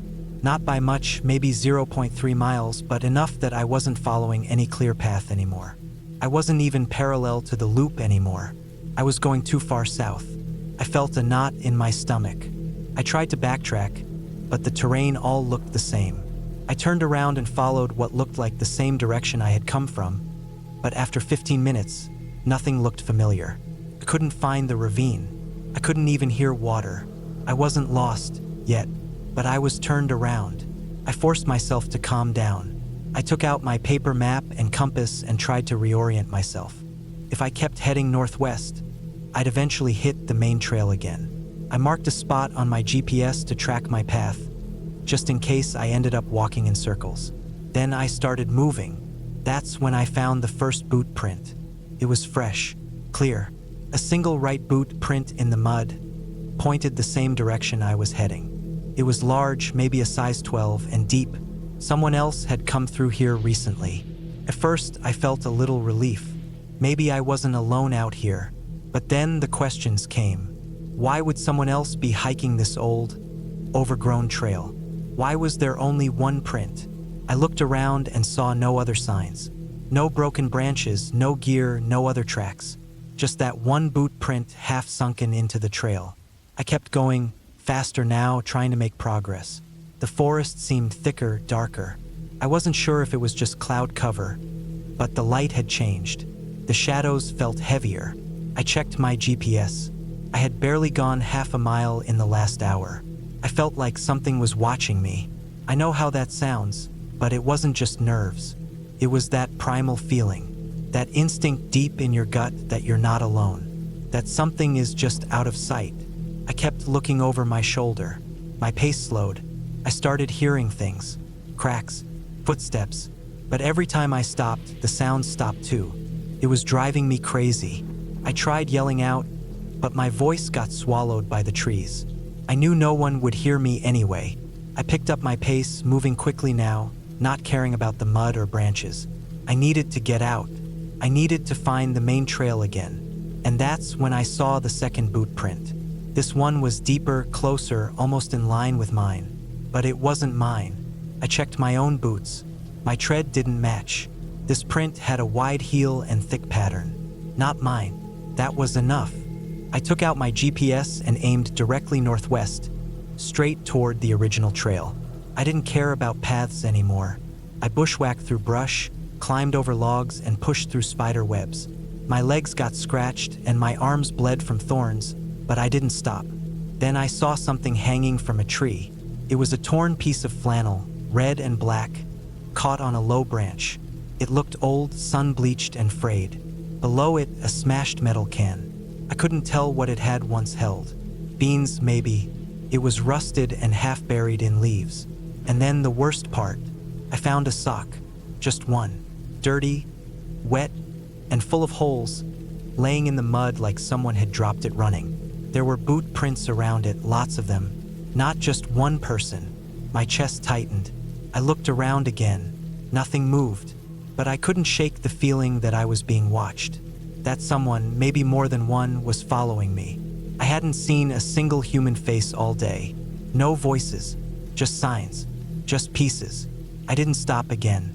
I moved as fast as I could, bruising my shins on rocks and cutting my hands on brush. I kept checking my GPS. The dot was moving toward the trail, but the going was slow. I was tired, but I didn't let myself rest. I was running on fear now, pure instinct. And then, finally, I saw it. A blaze on a tree, bright orange paint, fresh and clear. A trail marker. I had found the loop. I almost collapsed with relief. I stumbled onto the main trail, breathing hard, soaked in sweat and mud. I looked behind me one more time. Still nothing, but I didn't wait. I took the loop clockwise, the long way, just to make sure I didn't pass that old road again.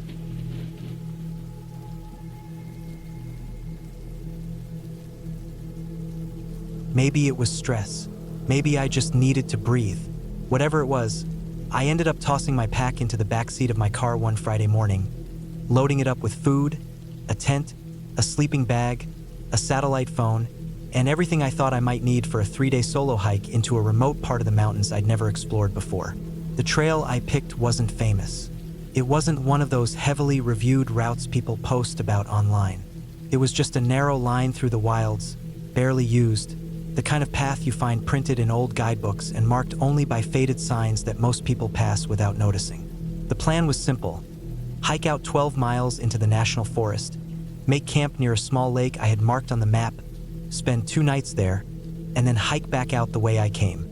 No contact with anyone, no service, just me, the trees, and the sky. The first few hours of hiking were calm. The weather was good. The temperature was cool but not too cold, and there wasn't a cloud in the sky. I passed through thick pines and patches of low, knotted brush that tore at the sides of my pants. I crossed a small creek about 2 hours in, then another one not long after. Birds were chirping the whole way, and the only other noises were the creak of my boots and the hum of insects in the air. It was peaceful, and I needed that. Around 5 hours in, my legs started to ache. The weight of my pack pressed into my hips, and I kept shifting it around, trying to get the strap to stop digging into my shoulder. Still, I pushed forward. The lake wasn't far, maybe another hour. I passed a ridge on my left, then a small clearing that looked like it had been hit by lightning sometime in the past. Trees splintered and blackened, no new growth. Then I saw it. First, I thought it was just more deadfall. But when I looked closer, I realized it wasn't trees. It was a tent, just sitting there. At the edge of the clearing, about 30 yards off the trail, was a small green backpacking tent.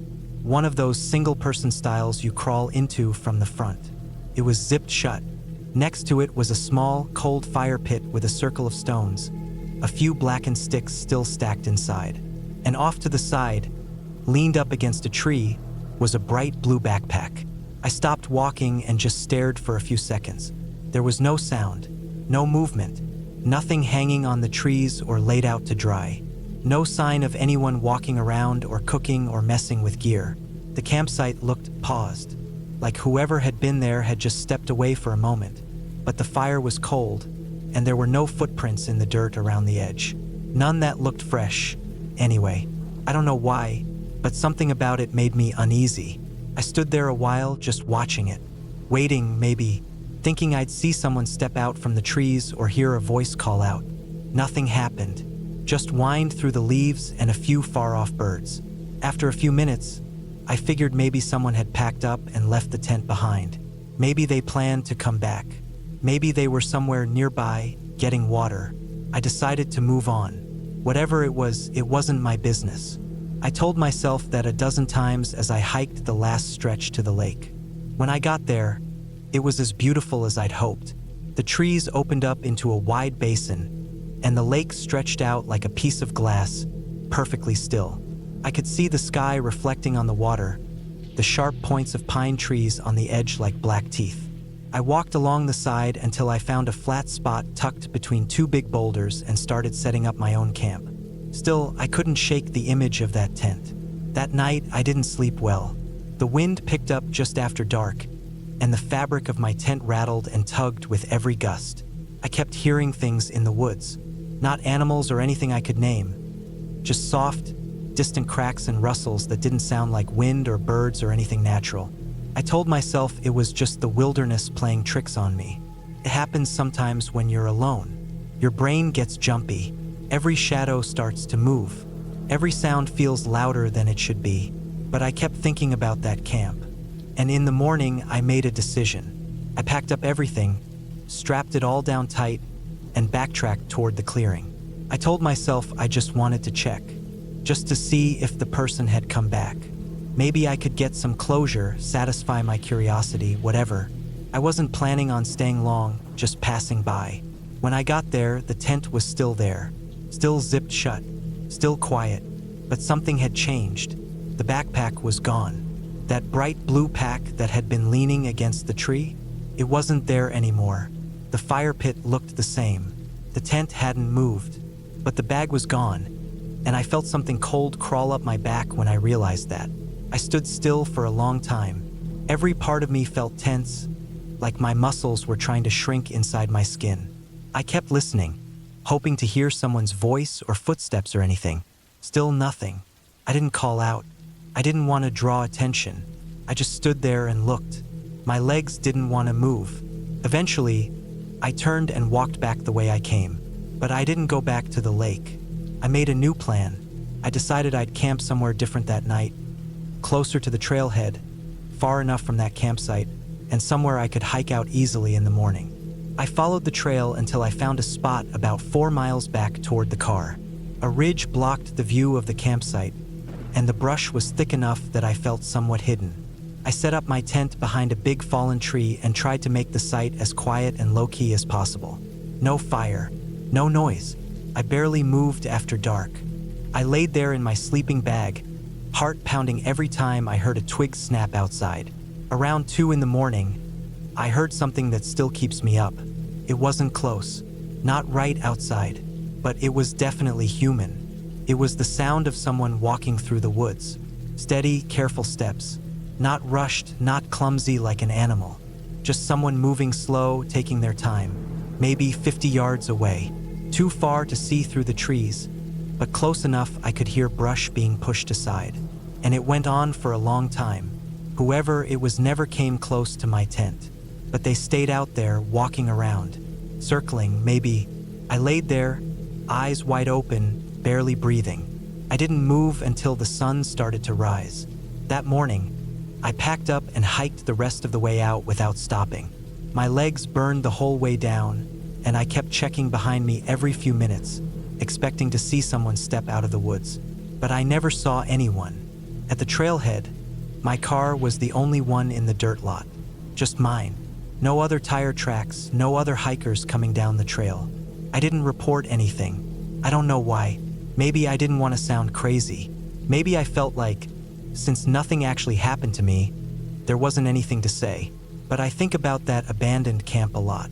I think about the fact that the bag was gone, but the tent stayed. I think about how quiet it was. I think about those footsteps, and I don't think I'll ever hike alone again.